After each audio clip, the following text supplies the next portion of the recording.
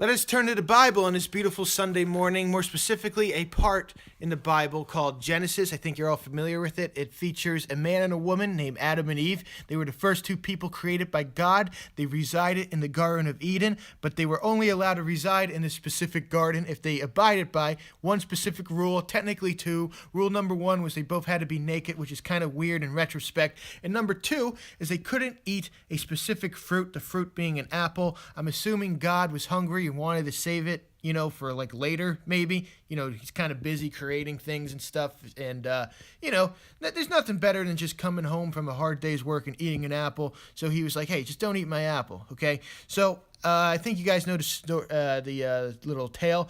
A snake-like character, and by a snake-like character, I mean a literal, animal, that is a snake, comes over, and he says, hey, why don't you eat that apple to Eve? Right?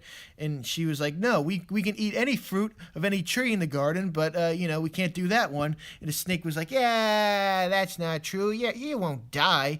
He said that because you know that when you eat it, you'll be like him. And, she was like, oh, wow. So then she ate it, and you guys know what happened. They got kicked out. Okay? Now, I think you see where I'm going with this. I think that snake was the first recorded reptilian in history, messing with mankind, telling him confusing, tales to make them more vulnerable for the reptilian population. Now, where am I going with this? See my laptop? An Apple laptop. You see the logo? You see how it's not a full apple? It's an apple that has like a bite out of it. Do you see where I'm going with this? If this was a full apple, I wouldn't be suspicious. But the fact that there's one single bite, much like the, symbol interpreted with, Eden messing all humanity up, I think Apple is trying to infiltrate us, sending us secret messages within the, screens. Maybe negative decibel things in the speakers. I don't know.